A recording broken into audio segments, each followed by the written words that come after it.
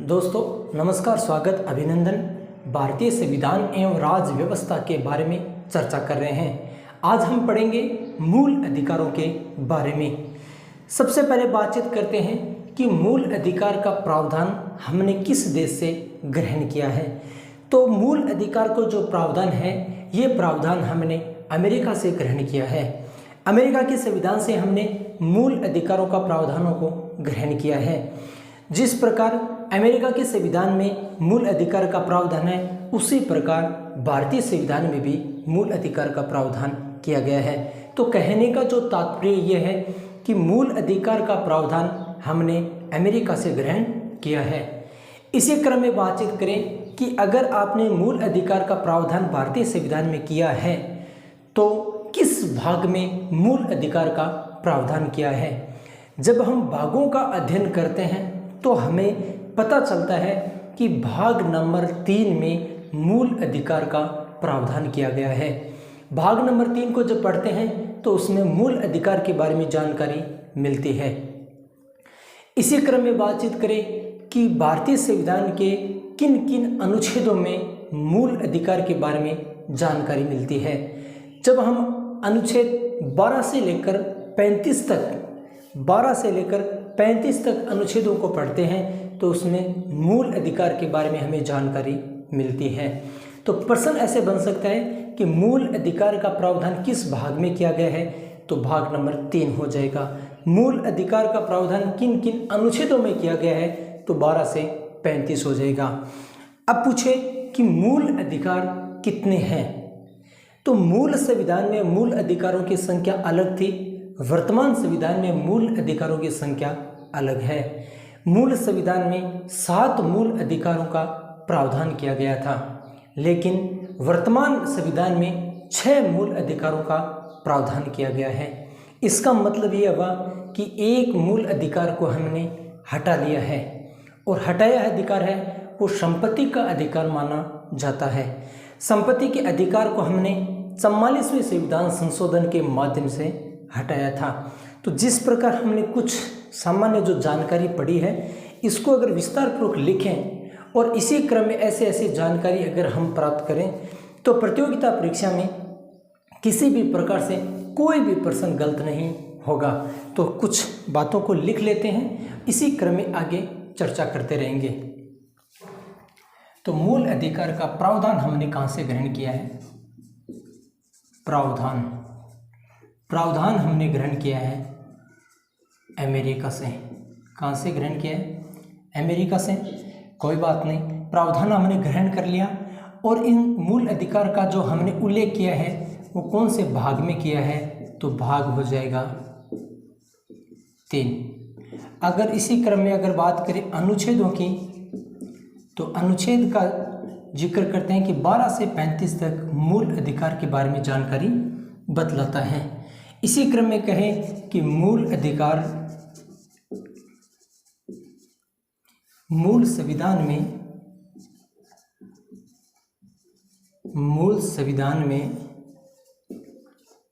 मूल अधिकारों की संख्या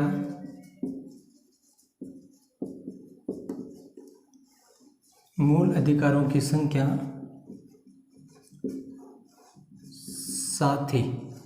मूल संविधान में मूल अधिकारों की संख्या कितनी थी? 7 मानी जाती है, लेकिन वर्तमान में कितनी है? 6। लेकिन वर्तमान संविधान में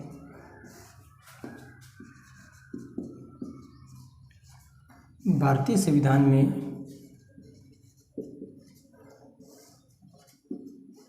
मूल अधिकार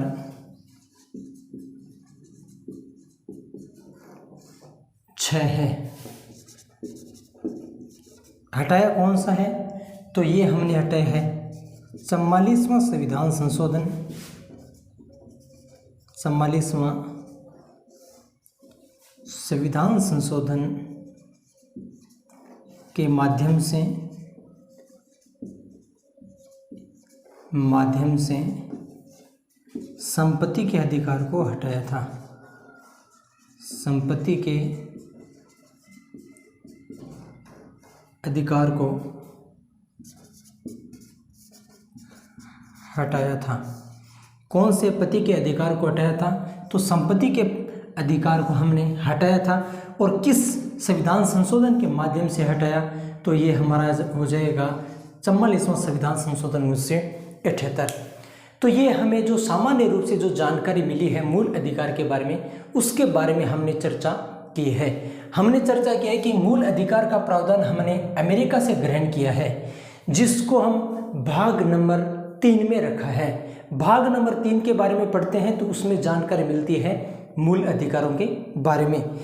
इसी क्रम में कहा जाता है कि भाग नंबर 3 में मूल अधिकारों के बारे में जानकारी मिलती है। भाग नंबर 3 को भारतीय संविधान का मैग्ना कार्टा कहा जाता है। भारतीय संविधान का मैग्ना कार्टा किस भाग को कहा जाता है? तो वो कहा जाता है भाग नंबर 3 को। क्यों कहा जाता है मैग्ना कार्टा?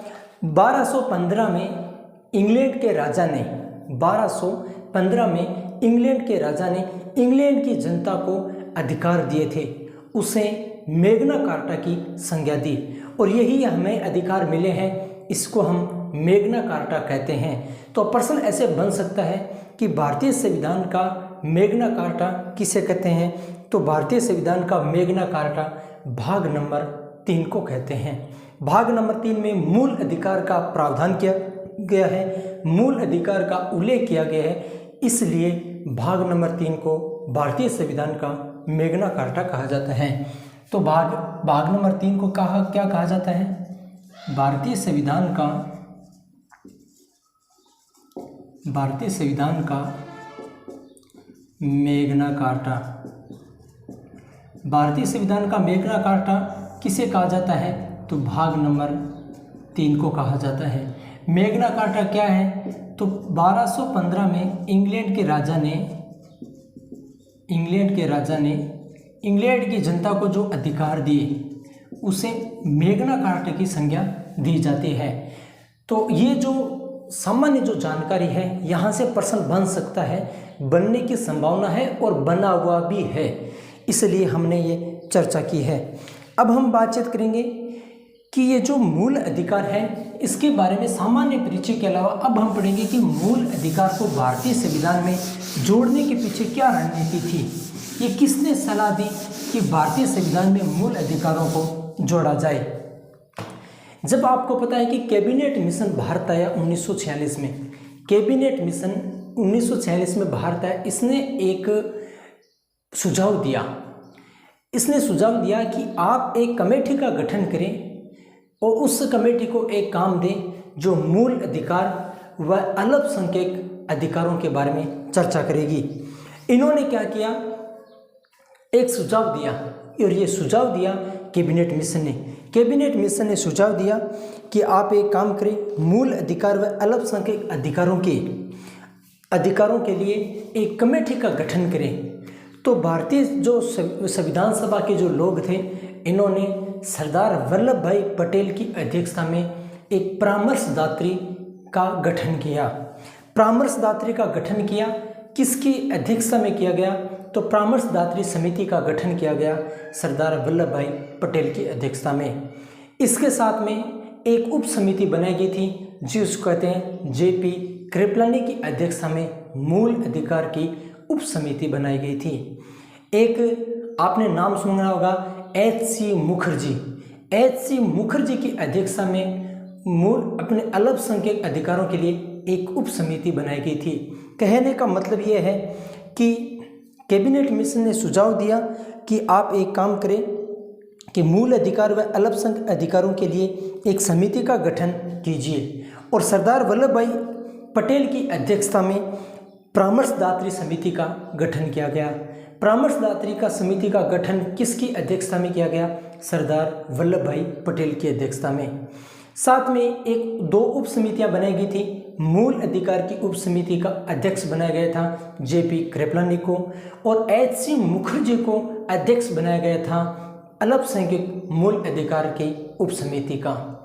इन्होंने तीनों परामर्शदात्री समिति और मूल अधिकार व अल्पसंख्यक की उप समिति ने तीनों ने सुझाव दिया कि भारतीय संविधान में भी मूल अधिकार होने आवश्यक है। भारतीय संविधान में भी मूल अधिकारों को जोड़ा जाना चाहिए। प्रश्न ऐसे बना था कि मूल अधिकार को भारतीय संविधान में जोड़ने के लिए किस समिति ने अनुशंसा की। तो यहाँ हमारा उत्तर जो बनता है वो ये बनता है परामर्शदात्री समिति की अनुशंसा। परामर्शदात्री समिति व मूल अधिकार की उप समिति की अनुशंसा पर भारतीय संविधान में मूल अधिकारों को जोड़ा गया था। प्रश्न ये भी बना हुआ है कि परामर्शदात्री समिति का अध्यक्ष किसको बनाया गया था। तो सरदार वल्लभ भाई पटेल साहब को बनाया गया था। प्रश्न ऐसे भी बन सकता है कि मूल अधिकार की उप समिति का अध्यक्ष किसको बनाया गया था। तो यहाँ अपने को याद रखना है JB कृपलानी को। प्रश्न ऐसे भी बन सकता है कि अल्पसंख्यकों के अधिकारों के लिए एक उप समिति बनाई गई थी, उस उप समिति का अध्यक्ष किसको बनाया गया। तो यहाँ HC मुखर्जी का नाम आएगा। तो हमें यह पता चल गया कि परामर्शदात्री व मूल अधिकार उप समिति की अनुशंसा पर भारतीय संविधान सभा के द्वारा संविधान में मूल अधिकारों को जोड़ा गया। अगर मूल अधिकारों को जोड़े जाने के पीछे जो सबसे पहले जो नींव कहाँ से है, उस नींव का पता होना जरूरी है कि इसकी नींव कहाँ से पड़ी। तो कैबिनेट मिशन ने सुझाव दिया, परामर्शदात्री व उप समितियों ने सुझाव दिया, संविधान सभा के लोगों के दिमाग में आई कि भारतीय संविधान में भी क्या होने चाहिए, मूल अधिकार होने चाहिए। तब जाके भारतीय संविधान में 7 मूल अधिकारों का प्रावधान किया गया। लेकिन संपत्ति के अधिकार को 44वें संविधान संशोधन के माध्यम से हटा दिया, ये आगे की और अलग बात है। तो यहाँ कुछ बातें लिख लेते हैं जहाँ से प्रश्न बनने की क्या करते हैं संभावना रहती है। संविधान सभा की योजना प्रस्तुत करने वाले, संविधान सभा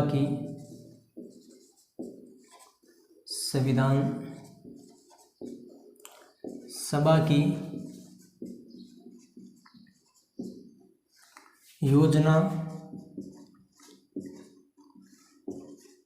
प्रस्तुत करने वाले, संविधान सभा की योजना प्रस्तुत करने वाले कैबिनेट मिशन, संविधान सभा की योजना प्रस्तुत करने वाले कैबिनेट मिशन के द्वारा सुझाव दिया गया, कैबिनेट मिशन के द्वारा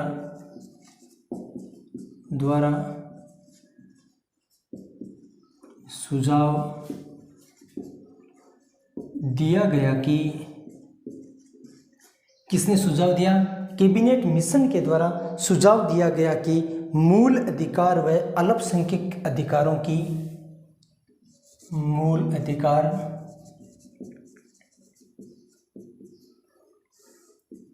व अल्पसंख्यक अधिकारों की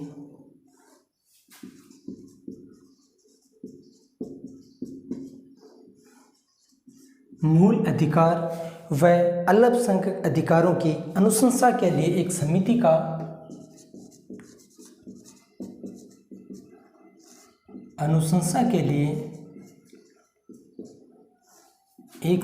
का एक समिति का गठन किया जाना चाहिए।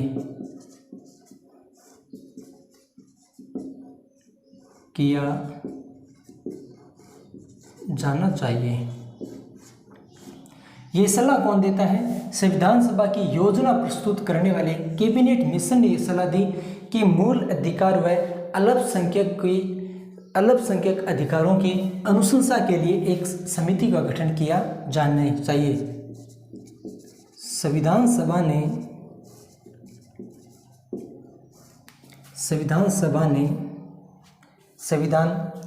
ने सरदार वल्लभ भाई पटेल की अध्यक्षता में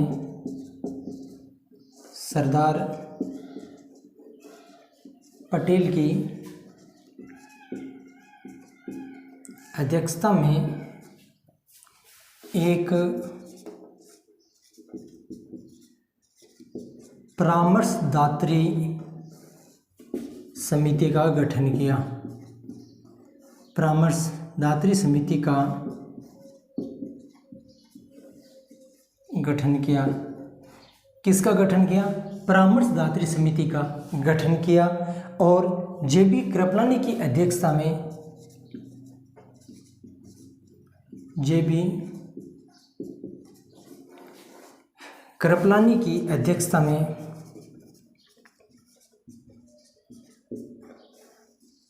जे.बी. कृपलानी की अध्यक्षता में मूल अधिकारों की उपसमिति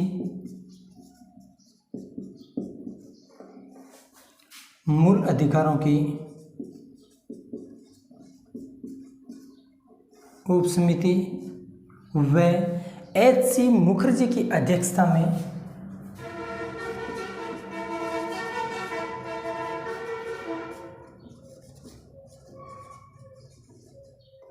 एच.सी. मुखर्जी की अध्यक्षता में एच.सी. मुखर्जी की अध्यक्षता में अल्पसंख्यक उपसमिति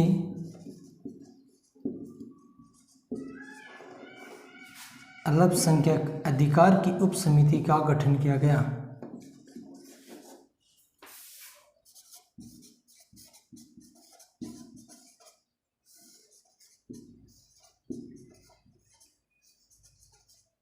गठन किया गया। तो ये जो कहानी हमने लिखी है, इस कहानी से ये पता चलता है कि संविधान सभा को सबसे पहले कैबिनेट मिशन ने ये सुझाव दिया कि आप एक मूल अधिकारों व अल्पसंख्यक अधिकारों के लिए एक समिति का गठन करें। संविधान सभा ने उस कैबिनेट मिशन के सुझाव पर काम किया और सरदार वल्लभ भाई पटेल की अध्यक्षता में परामर्शदात्री समिति का गठन किया। सरदार वल्लभ भाई पटेल की अध्यक्षता में परामर्शदात्री समिति का गठन किया। जे.बी. कृपलानी की अध्यक्षता में मूल अधिकार की उप समिति का गठन किया। आप सभी को पता है कि एच.सी. मुखर्जी की अध्यक्षता में अल्पसंख्यकों के अधिकार की उप समिति का गठन किया। ये गठन करने के बाद में परामर्शदात्री और मूल अधिकार की उप समिति ने इन्होंने मिलकर ये सुझाव दिया कि भारतीय संविधान में भी क्या होनी चाहिए, मूल अधिकार होने चाहिए। तो ये बातें हम एक बार दोहरा लेते हैं। संविधान सभा की योजना प्रस्तुत करने वाले कैबिनेट मिशन के द्वारा सुझाव दिया गया कि मूल अधिकार व अल्पसंख्यक अधिकारों की अनुशंसा के लिए एक समिति का गठन किया जाना चाहिए। संविधान सभा ने सरदार पटेल की अध्यक्षता में परामर्शदात्री समिति का गठन किया। और यह प्रश्न पूछा गया भाई, इसलिए मैं यहाँ स्टार लगा दूँ। ये भी पूछा गया है जे.बी. कृपलानी वाला भी, कि संविधान सभा ने सरदार वल्लभ भाई पटेल की अध्यक्षता में परामर्शदात्री समिति का गठन किया। जे.बी. कृपलानी की अध्यक्षता में मूल अधिकारों की उप समिति व एच.सी. मुखर्जी की अध्यक्षता में अल्पसंख्यक अधिकारों का उप समिति का गठन किया गया। ये गठन करने के बाद में होता क्या है, ये एक तो परामर्शदात्री समिति, एक ये मूल अधिकारों की उप समिति व अल्पसंख्यक अधिकारों की उप समिति ने सुझाव दिया कि भारतीय संविधान में भी क्या होने चाहिए, मूल अधिकार होने चाहिए। तो हम यहाँ कुछ बात और लिख लेते हैं कि परामर्शदात्री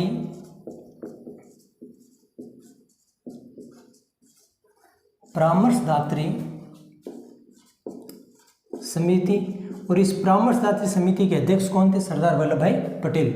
परामर्शदात्री समिति व मूल अधिकार की उप समिति, मूल अधिकार की उप समिति व अल्पसंख्यक अधिकार की उप समिति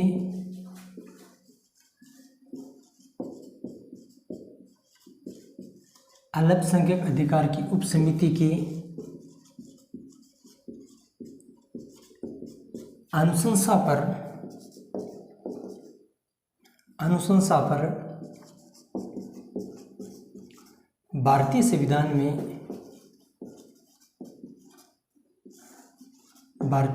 में मूल अधिकारों को जोड़ा गया।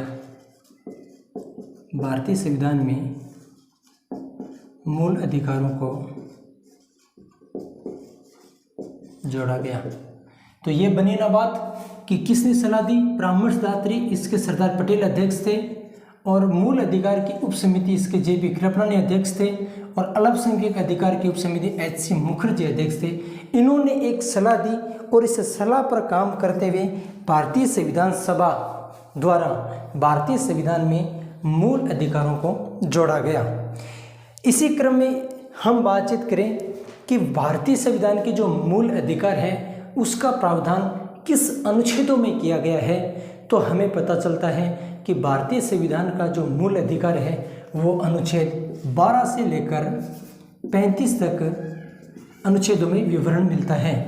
तो हम अब एक एक अनुच्छेद पर चर्चा करेंगे और साथ साथ में अनुच्छेदों के प्रावधान पर चर्चा करेंगे, जिससे अनुच्छेद भी याद हो जाएगा, उसके प्रावधान भी याद हो जाएगा और साथ में प्रतियोगिता परीक्षा में कोई प्रश्न भी गलत नहीं होगा और हमारा बेड़ा पार भी हो जाएगा। तो हम इसी क्रम में बातचीत करते हैं अनुच्छेद 12 की। अनुच्छेद 12 क्या कहता है? अनुच्छेद 12 के अंतर्गत राज्य शब्द को परिभाषित किया गया है। साथ में एक बात को आपको ध्यान में रखना है, अब हम ऐसे ऐसे प्रश्नों के बारे में भी चर्चा करेंगे जो प्रश्न एग्जाम में पूछे गए हैं। प्रश्न ऐसे पूछा गया था कि राज्य शब्द को परिभाषित किस अनुच्छेद में किया गया है, तो राज्य शब्द को परिभाषित अनुच्छेद 12 में किया गया है। प्रश्न एक ये पूछा गया था कि विधि शब्द को परिभाषित किस अनुच्छेद में किया गया है, तो विधि शब्द को परिभाषित अनुच्छेद 13 में किया गया है। तो प्रश्न जो बने हैं उनके बारे में भी मौखिक रूप से हम चर्चा ऐसे करते रहेंगे। तो अनुच्छेद 12 को विस्तार पूर्वक पढ़ते हैं, इसी क्रम में एक एक अनुच्छेद को लेकर भी हम चर्चा करेंगे।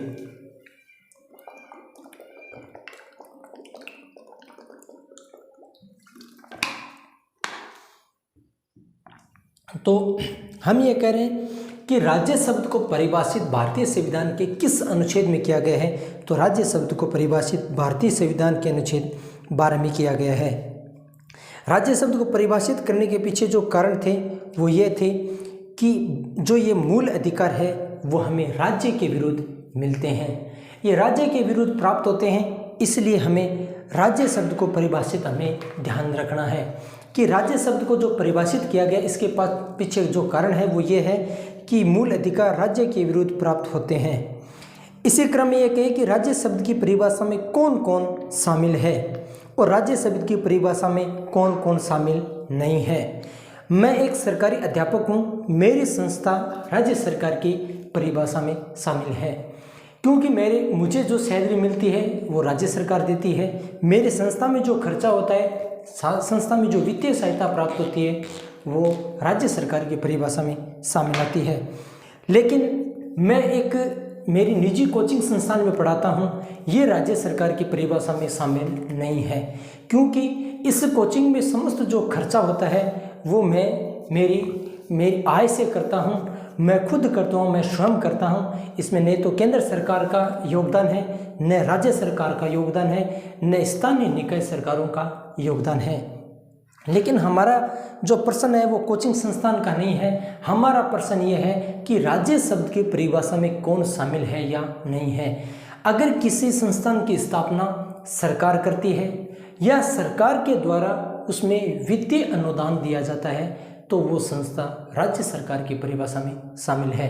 अब आपको देखना है, अगर किसी संस्था की स्थापना संसद ने की है या किसी संस्था की स्थापना भारत सरकार ने की है या किसी संस्था की स्थापना राज्य सरकार ने की है या राज्य विधान मंडल ने की है या स्थानीय निकाय ने की है, तो इसके अलावा इससे हमें पता चलता है वो संस्था राज्य सरकार की परिभाषा में शामिल है।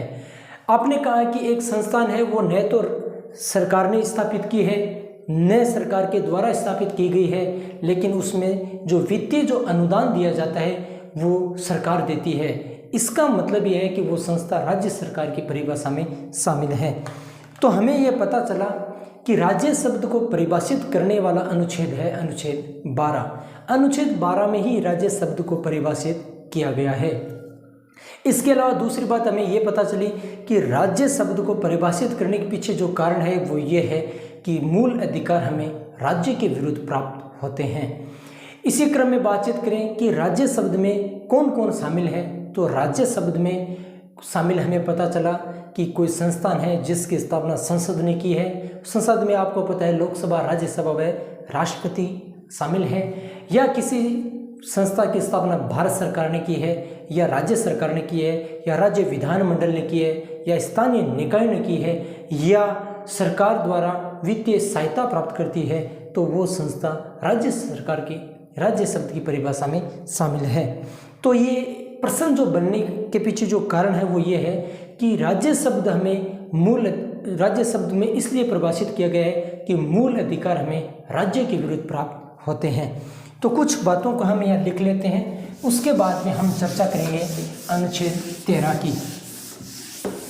अनुच्छेद 12 में क्या क्या जानकारी मिलती है उसको हम लिख लेते हैं। अनुच्छेद 12 में जानकारी मिलती है कि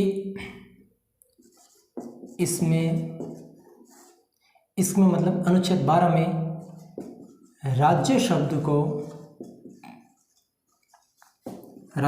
को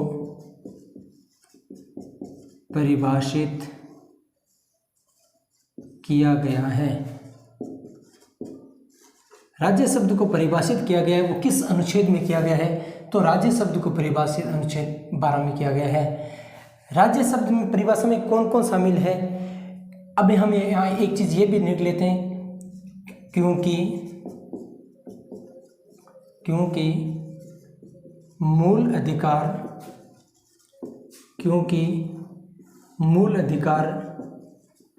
राज्य के विरुद्ध प्राप्त होते हैं। राज्य के विरुद्ध प्राप्त होते हैं। मूल अधिकार किसके विरुद्ध प्राप्त होते हैं? राज्य के विरुद्ध प्राप्त होते हैं। इसमें लिखने के राज्य शब्द में वो सभी संस्था शामिल है। राज्य शब्द में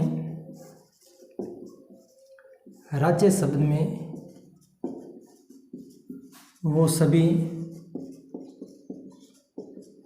संस्था शामिल है जिसकी स्थापना सरकार ने की है, जिसकी स्थापना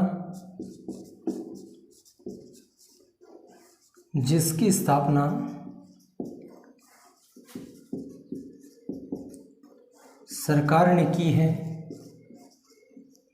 या सरकार के द्वारा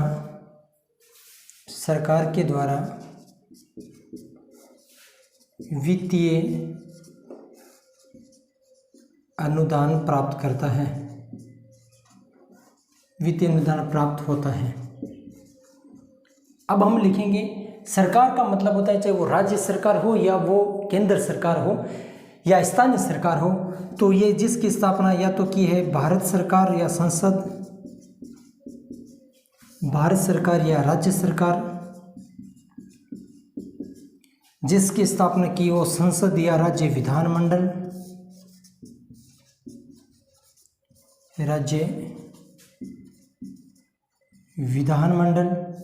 या जिसकी स्थापना की है स्थानीय निकाय या सरकार।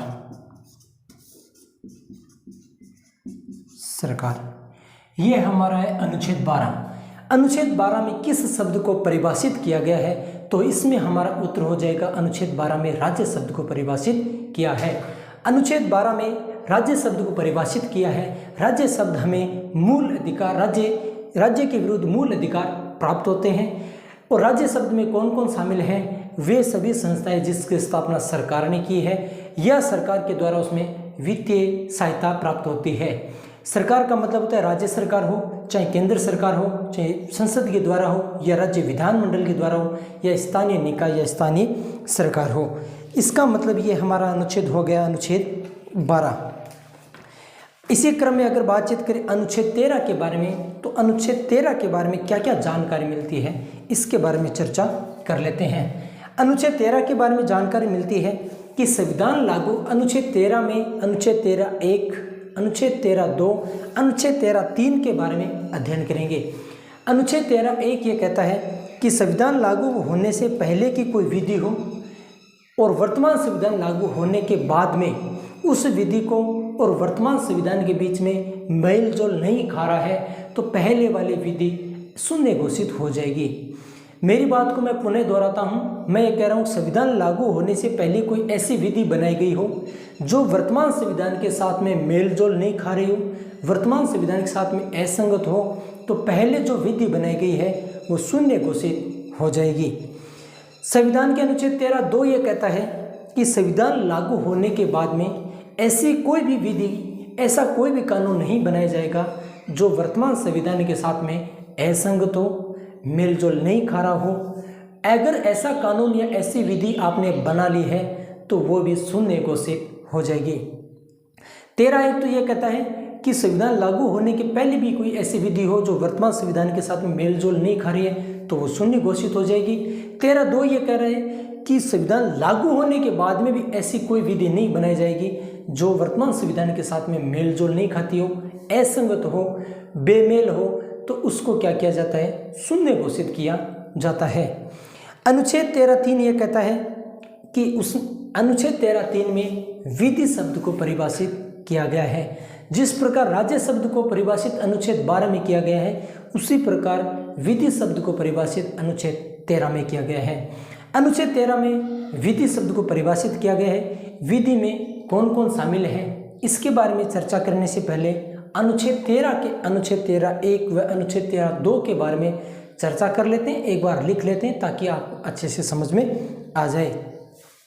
तो हम इसी क्रम में अनुच्छेद 12 के बाद में हम अनुच्छेद 13 के बारे में चर्चा करेंगे कि अनुच्छेद 13 क्या कहता है, अनुच्छेद 13 में किस बारे में क्या क्या प्रावधान किया गया है, कौन कौन सी हमें जानकारी यहाँ मिलती है। तो इसी क्रम में अगर बातचीत करें तो अनुच्छेद 13 के बारे में बातचीत शुरू करते हैं। इससे पहले एक छोटा सा निवेदन है कि हमारे YouTube चैनल को सब्सक्राइब कीजिए, वीडियो को लाइक कीजिए, जिससे मेरे को भी समय समय पर मोटिवेट मिलता रहे और मैं भी आपको पढ़कर अच्छा पढ़ाऊँ। मैं आपको पढ़ाऊँ अच्छा नहीं, पढ़कर मैं पहले खुद पढ़ूँ उसके बाद में आपको अच्छा पढ़ाऊँ। और मेरी ये कोशिश रहती है जो मैं आपको पढ़ाऊँ वो इस प्रकार पढ़ाऊँ कि आपका पर्सन गलत नहीं होना चाहिए, आप आपके जीवन में आगे बढ़ो, आपका पर्सन सही हो, आपकी जॉब लगे, सर्विस लगे, और हो सकता है कि ये सब इसमें भी मेरा भी छोटा सा योगदान हो तो मैं अपने आप को गर्व महसूस करूँगा। तो हम इसी क्रम में अनुच्छेद 13 के बारे में चर्चा कर लेते हैं। अनुच्छेद 13 क्या कहता है? अनुच्छेद 13 में मैंने कहा कि अनुच्छेद 13(1), अनुच्छेद 13(2), अनुच्छेद 13(3) के बारे में चर्चा करेंगे। तो इसी क्रम में सबसे पहले अनुच्छेद 13(1) के बारे में चर्चा कर लेते हैं। अनुच्छेद 13 ये कहता है कि संविधान लागू होने से पहले की ऐसी कोई विधि, संविधान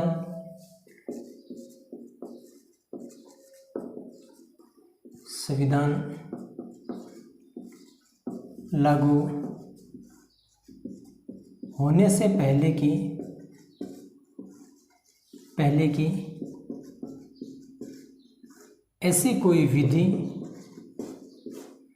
ऐसी कोई विधि, जो वर्तमान संविधान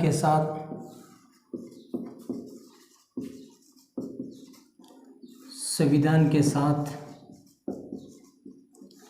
असंगत हो तो पहले वाली विधि शून्य घोषित होगी। पहले वाली विधि शून्य घोषित होगी।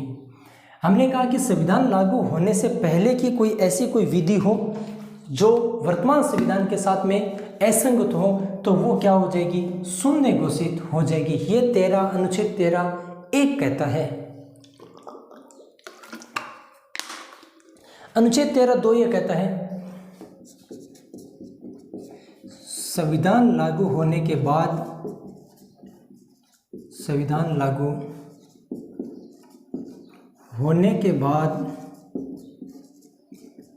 ऐसी कोई विधि कानून नहीं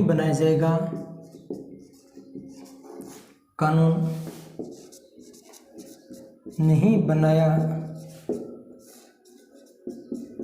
जाएगा, ऐसी कोई विधि, ऐसा कानून नहीं बनाया जाएगा ऐसे कोई विधि, ऐसा कोई नहीं बनाया जाएगा जो वर्तमान संविधान के साथ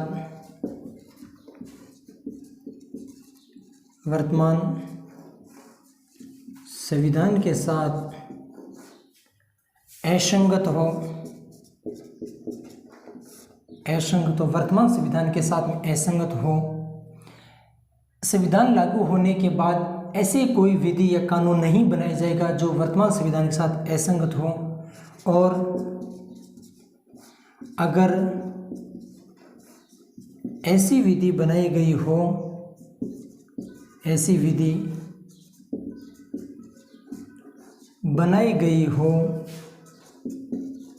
तो वह शून्य घोषित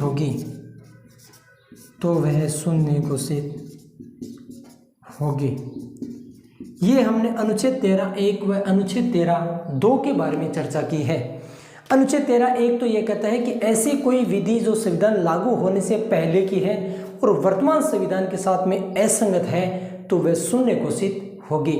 अनुच्छेद 13(2) यह कहता है कि संविधान लागू होने के बाद में ऐसी कोई विधि नहीं बनाई जाएगी जो वर्तमान संविधान के साथ में असंगत हो। लेकिन आपने कहा कि हमने तो विधि ऐसे बना दी है, ऐसा कानून बना दिया है, तो जानकारी के लिए बता दूं, ऐसे जो विधि और कानून होगा वो शून्य घोषित होगा। ये हमने अनुच्छेद 13(1) व अनुच्छेद 13(2) के बारे में चर्चा की। अब हम अनुच्छेद 13(3) के बारे में चर्चा करते हैं, जिसमें विधि शब्द को परिभाषित किया गया है। अब हम बातचीत करेंगे कि विधि शब्द में कौन कौन शामिल है। ऐसा कोई कानून, ऐसे कोई विधि जिसको संसद ने बनाया है, या जिसको राज्य विधानमंडल ने बनाया है, या राष्ट्रपति व राज्यपाल के अध्यादेश के माध्यम से बनाया है, या कोई शासकीय आदेश हो, या कोई विधि हो, नियम हो, विनियम हो, अध्यादेश हो, इसके अलावा अधिसूचना हो, प्रथाएं हो या परिपत्र हो, ये जो समस्त है, ये समस्त विधि शब्द के परिभाषा में शामिल होते हैं। प्रश्न ये बन सकता है कि विधि शब्द को परिभाषित भारतीय संविधान के किस अनुच्छेद में किया गया है, तो विधि शब्द को परिभाषित अनुच्छेद 13(3) में किया गया है। अनुच्छेद 13(3) में विधि शब्द को परिभाषित किया गया है और साथ में ही बताया गया है कि विधि शब्द, विधि में कौन कौन शामिल है। संसद के द्वारा या राज्य विधानमंडल के द्वारा बनाए गए कानून, राष्ट्रपति या राज्यपाल के द्वारा जारी किए गए अध्यादेश, आदेश, नियम, विनियम, परिपत्र, अधिसूचना, प्रथाएं, इसके अलावा विधि, शासकीय आदेश, ये जो समस्त जो है ये विधि शब्द की परिभाषा में शामिल है। तो हम ये अनुच्छेद 13(3) के बारे में भी चर्चा कर लेते हैं और कोशिश ये करते हैं कि इस प्रकार पढ़ें, इस प्रकार मेहनत करें कि हमारा सपना साकार हो। तो अनुच्छेद 13(3) में विधि शब्द को परिभाषित किया गया है। इसमें विधि शब्द को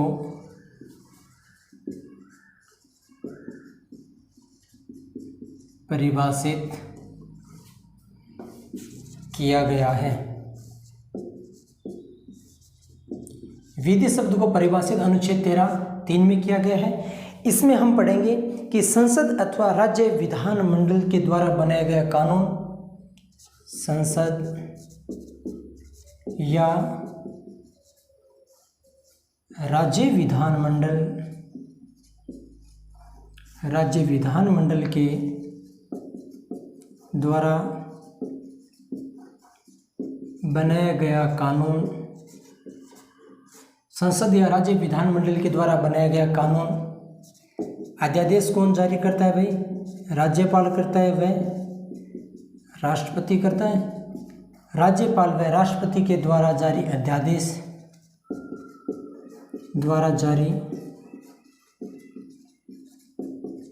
अध्यादेश, इसके अलावा शासकीय आदेश, नियम, विनियम में परिपत्र, अधिसूचना, प्रथा, ये सब विधि शब्द में परिभाषा में शामिल है। तो विधि शब्द को परिभाषित अनुच्छेद 13(3) में किया गया है। संसद या राज्य विधानमंडल के द्वारा बनाया गया कानून हो, राज्यपाल या राष्ट्रपति के द्वारा जारी किया गया अध्यादेश हो, शासकीय आदेश हो, नियम हो, विनियम हो, परिपत्र हो, अधिसूचना, प्रथाएं हो, ये जो समस्त है ये विधि शब्द में परिभाषा में शामिल किया गया है।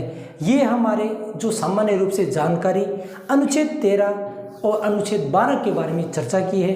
अगली क्लास में हम अनुच्छेद 14 से लेकर अनुच्छेद 35 तक के बारे में विस्तार से चर्चा करेंगे, अध्ययन करेंगे और जानेंगे व पढ़ेंगे कि मूल संविधान में या अभी वर्तमान संविधान में मूल अधिकारों के बारे में कौन कौन से प्रावधान किए गए हैं। तो इसी क्रम में अब हम आगे की क्लास का इंतज़ार करेंगे कि आगे की क्लास में क्या क्या जानकारियाँ मिलती हैं।